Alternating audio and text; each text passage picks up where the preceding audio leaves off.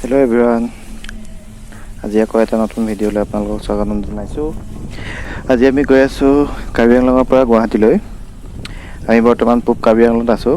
বৰ্তমান হাওৰাঘাটৰ পৰা আমি গৈ আছোঁ হাওৰাঘাটলৈ। কালি ৰাতি আহি পিনে হাওৰাঘাটত থাকিলোঁ। এইটো ছাইডত মানে হাওৰাঘাটত বানপানী হৈছে সেইটো সময়ত। এইবোৰ দেখিছে পথাৰ চথাৰ, গোটেইবোৰ খেতি পথাৰ আপোনাৰ ডুব গৈছে। আৰু সেই দূৰৰ পাহাৰবোৰ দেখিছে, এইবোৰ হৈছে আপোনাৰ কাৰ্বি পাহাৰ। এতিয়া আমি লাহে লাহে গৈ আপোনাৰ এই পথাৰৰ মাজে মাজে পথাৰ ৰাস্তা, অলপ এই পকা ৰাস্তাই হয়, পথাৰ ৰাস্তা মাজে মাজে গৈ আমি ডিফু যোৱা ৰাস্তাটো পামগৈ। আমি ডিফুলৈ নাযাওঁগৈ, এই আমি আহি আছোঁ লাহে লাহে। আমি নগাঁও ৰাস্তালৈ, নগাঁও ডিফু মাজৰ ৰাস্তালৈ। এইখন হৈছে হালনি বাৰী বুলি কয়। শাল গছৰ কাৰণে বিখ্যাত গোটেই অঞ্চলটোৱে। হালনি বাৰী এখন আপোনাৰ ৰিজাৰ্ভ ফৰেষ্ট টাইপৰ হয়। তাত গাড়ী ফৰেষ্টৰ টেম্পো আছে। আৰু ইয়াত আপোনাৰ যোনফালে চাওঁ সেইফালে আমি হালনি দেখিবলৈ পাব। শাল গছৰ যিহেতু আপোনালোকে জানে এয়া দেখিছে, সকলোখিনি অকল শাল গছে দেখিবলৈ পোৱা গৈছে। এতিয়া আমি গৈ আছোঁ। আপোনালোকে যদি ভিডিঅ'টো চাই ভাল পায় তেন্তে চেনেলটো ছাবস্ক্ৰাইব কৰিব নাপাহৰিব, লগতে লাইক কমেণ্ট আৰু শ্বেয়াৰ কৰিব। এতিয়া আমি হালনি বাৰী পাৰ হৈ গৈ আছোঁ। এইখন হৈছে আপোনাৰ নগাঁও অঞ্চলত, নগাঁও আৰু ডিফুলৈ যোৱা ৰাস্তাৰ মাজতে পোৱা যায় এই হালনি বাৰীখন। এইখন ডিফু নগাঁও অঞ্চলতে পৰে হালনি বাৰী। আৰু ইয়াত অৱস্থাটো একেবাৰে নিখুঁত। আৰু ইয়াত আপোনাৰ বিভিন্ন ধৰণৰ জীৱ জন্তু পোৱা যায়। আমি ৰাস্তাত সাধাৰণতে বান্দৰহে দেখিছোঁ। গতিকে দেখা নাই। আপোনালোকে ভিডিঅ'টো এনজয় কৰক। আৰু যদি ভাল লাগে লাইক আৰু শ্বেয়াৰ কৰিব, লগতে কমেণ্ট কৰিব আৰু চেনেলটো ছাবস্ক্ৰাইব কৰিবলৈ যাতে নাপাহৰে। এইদৰে আমি আহি বাইপাছ পালোহি, NH-37। এতিয়া আমি ইয়াৰ পৰা আমি গুৱাহাটীলৈ যাম।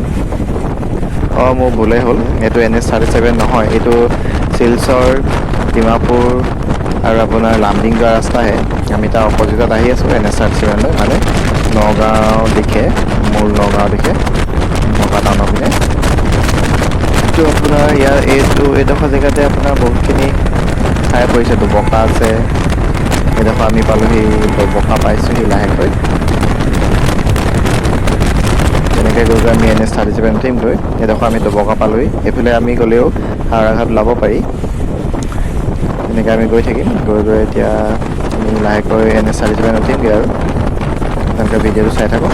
যদি ভাল লাগে লাইক কমেণ্ট শ্বেয়াৰ কৰিবলৈ নাপাহৰিব, আৰু চেনেলটো যাতে ছাবস্ক্ৰাইব কৰিবলৈ নাপাহৰে, আৰু লগতে বেল আইকনটো প্ৰেছ কৰি দিয়ে যে যাতে ভিডিঅ'সমূহ সময়মতে আপোনালোকে চাবলৈ পায়। সেয়া আমি লাহেকৈ NH-37 উঠিমগৈ আৰু আমি গুৱাহাটী পিনে যাম। যিহেতু আমাৰ আজি গুৱাহাটীত কাম আছে, অফিচিয়েল কাম অলপ আছে, সেইকাৰণে আমি ওলাই আহিছোঁ। কালিয়ে ওলাই আহিলোঁ যিহেতু আজি আমি গুৱাহাটীলৈ গৈ আছোঁ। লাহেকৈ আমি NH-37ত সোমাইছোঁ। আৰু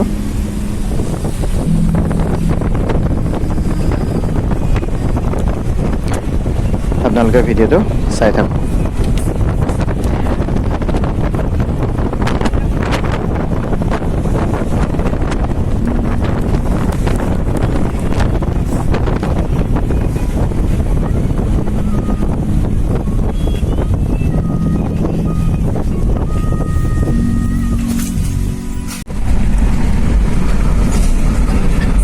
এয়া আহি আমি লাহেকৈ ৰহা টোল গেট পাইছোঁহি। আৰু প্ৰথমখন টোল গেট NH-37ৰ এতিয়ালৈকে ৰহাত প্ৰথম স্থাপন কৰা হৈছিলে, ৰহা টোল গেট। লাহেকৈ আমি ৰহা টোল গেটত সোমাইছোঁ। এয়া আমি টোল গেট পাৰ হৈ আহিলোঁ, ৰহা টোল গেট। আমি এতিয়া আহি আছোঁ। দেখিছে কিমান ধুনীয়া এটা পৰিৱেশ, চবফালে গছ গছনি। ৰাস্তাটো বনালে যদিও গছ গছনিবোৰ মাজতো ৰুইছে, এতিয়া ওলাইছে, ডাঙৰ হৈছে গছটো। দেখিবলৈ এতিয়া ধুনীয়া পৰিৱেশ। আৰু ৰাস্তাটো আগতকৈ আহল বহল হ'ল, যিহেতু 4 লেন ৰাস্তা। আৰু ৰাস্তাটো বৰ ধুনীয়াকৈ বনাই পিনি থৈছে। এইটো ৰাস্তাটো ঢালাই মৰা ৰাস্তা। এইটো আমাৰ আগৰ দৰে সৰু সৰু গিটি মৰা ৰাস্তা নহয়। তথাপিও ৰাস্তাটো ধুনীয়া হৈ আছে। আৰু সৌন্দৰ্যবোৰ প্ৰাকৃতিক সৌন্দৰ্যবোৰ দেখিবলৈ ধুনীয়াই লাগিছে। আপোনালোকে চাই উপভোগ কৰক মোৰ লগতে। ইমান ধুনীয়া ৰাস্তা, খালী ৰাস্তা, যিহেতু আপোনাৰ এতিয়া আনলকহে চলি আছে, মানে টোটেলি মানে লকডাউনটো উঠিয়েই গ'ল, তথাপিও গাড়ী ইমান ভিৰ নাই, অলপ চলপ আছে, বেছি ভিৰ নাই, তথাপিও গাড়ীটো বহুত খালী ৰাস্তা। মই কি ভাবিছোঁ জানে, এইটো ৰাস্তাত বাইক চলাই কিন্তু ভাল লাগিব দেই, একদম ধুনীয়াকৈ বাইকখন চলাবলৈ কি ধুনীয়া লাগিব। দৃশ্যটো চাওকচোন আপোনালোকে, ইমান ধুনীয়া লাগিছে। ডাৱৰখিনি চাওক, কিমান ধুনীয়াকৈ ডাৱৰখিনি কোনোবা এদিন আঁকি থৈ দিয়া নিচিনাহে লাগিছে তাত দেখিবলৈ, ইমান ধুনীয়াকৈ। এইবোৰ দৃশ্য চাবলৈ ভালেই লাগে। আপোনালোকৰ কেনে লাগে মোক কমেণ্ট কৰি জনাব। এতিয়া আমি গৈ আছোঁ, আপোনালোকে এতিয়া চাই থাকক। এয়া দেখিছে, আমি লাহে লাহে এতিয়া মেঘালয়ৰ ওচৰ পাইছোঁহি আৰু হৈছে পাহাৰ, ইমান ধুনীয়া সৌন্দৰ্য আৰু ডাৱৰবোৰ চব ইমান ধুনীয়া লাগিছে দেখিবলৈ। প্ৰাকৃতিক সৌন্দৰ্যটো এতিয়া অসমখন যিহেতু আপোনালোকে জানেই প্ৰাকৃতিক সৌন্দৰ্যৰে ভৰপূৰ, সেইকাৰণে এনেকুৱা কিছুমান বস্তু দেখিবলৈ পালে ভাল লাগে দিয়কচোন মনটো।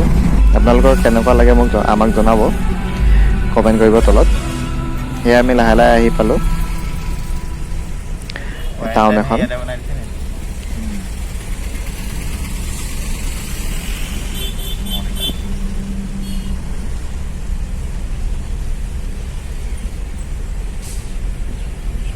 জাগিৰোড আচলতে এই টাউনত জাগিৰোড টাউন পৰিছে।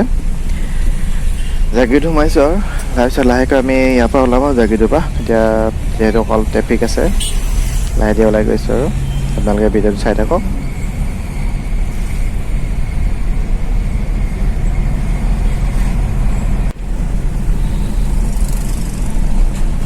সেয়া আমি লাহে লাহে আহি পিনি যোৰাবাট পাইছোঁহি আৰু এতিয়া যিহেতু পাহাৰীয়া অঞ্চল ষ্টাৰ্ট হৈ গ'ল, এতিয়া ৰাস্তাবোৰ অলপ পকোৱা হ'ব।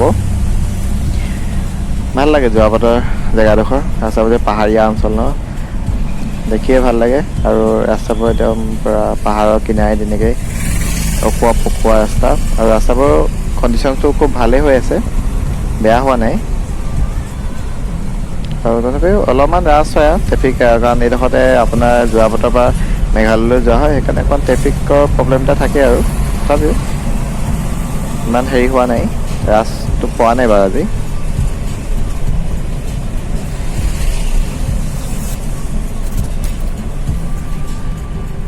যিমান পাৰোঁ মই আপোনালোকক দেখুৱাবলৈ চেষ্টা কৰিছোঁ, ভিডিঅ' কৰিছোঁ, শ্বুট কৰিছোঁ। আপোনালোকে যদি চাই ভাল পায় তেন্তে লাইক, কমেণ্ট, শ্বেয়াৰ আৰু ছাবস্ক্ৰাইব কৰিবলৈ যাতে নেপাহৰে, আৰু লগতে বেল আইকনটো প্ৰেছ কৰি দিয়ে আশা কৰিলোঁ।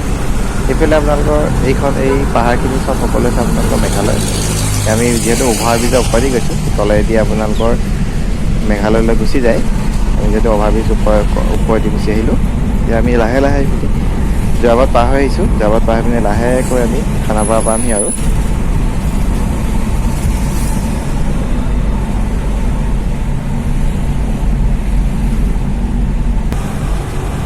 এয়া মেঘালয় পাহাৰ অঞ্চল, এইটো চাইড মেঘালয়। যিহেতু ৰাস্তাটো আমাৰ এতিয়া ক'বলৈ গ'লে সীমা, এয়া দেখিছেনে কেনেকৈ পাহাৰ খনন কৰিছে, যিহেতু এটা ৰিচোৰ্চ নষ্ট কৰাৰ নিচিনা হৈছে। এই আমি লাহে লাহে আহি পিনি গুৱাহাটীত সোমালোহি। এতিয়া গুৱাহাটীত আহি আমাৰ ট্ৰেফিক জামত সোমায়ে পৰিলোঁ, কিনো কৰিব হয়, গুৱাহাটীত ট্ৰেফিক জাম। আৰু এই গণেশগুৰিৰ ওচৰত নে ক'ত বোলে নতুনকৈ অভাৰব্ৰিজ এখন বনাই আছে, তাৰ কাৰণে বোলে ট্ৰেফিক জামটো বেছি হৈছে আজি এইকেইদিন গুৱাহাটীত, যিহেতু ফ্লাইঅভাৰ এখন বনাই থকা হৈছে আৰু সেইটো ৰাস্তা ব্লকেই হৈছে অলম'ষ্ট। এতিয়া আমি লাহে লাহে গৈ আছোঁ। আমাৰ কাম আছে উলুবাৰীত, দেউতাৰ অলপ অফিচৰ কাম আছে, তাকে কৰিবলৈ যাওঁ।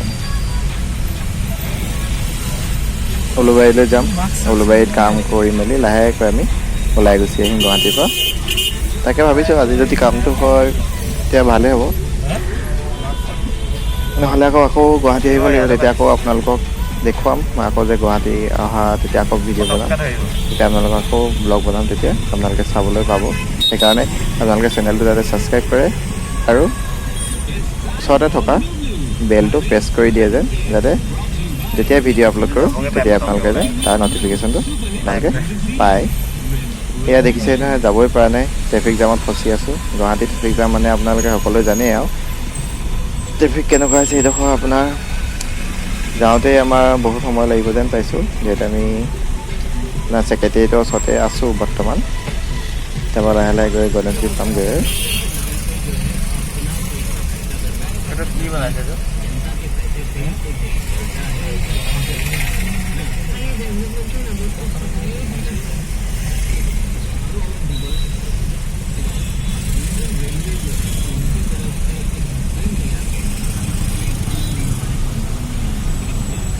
এইটো কিবা এটা বনাই আছে, বিল্ডিংটো ধুনীয়া লাগিছে দেখি, সেইকাৰণে তুলিলোঁ। আপোনালোকে জানে যদি ক'বচোন কি হয়। মই ভালকৈ নাজানো, কাৰণ মই গুৱাহাটীত যিহেতু মই নাথাকোঁ।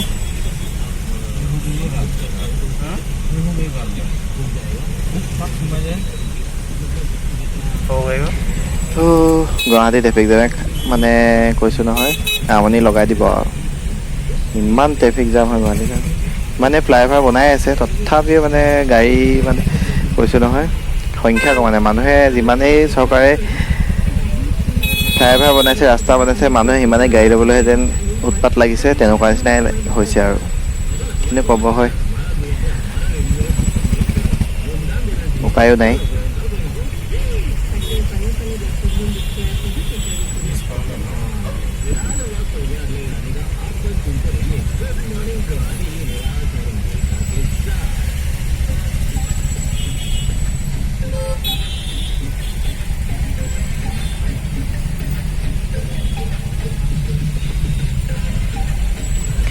এয়া লাহে লাহে গৈ থাকোঁ আৰু কামটো হ'লে, কাম হোৱাৰ পিছত আপোনালোকক আকৌ লগ পাম।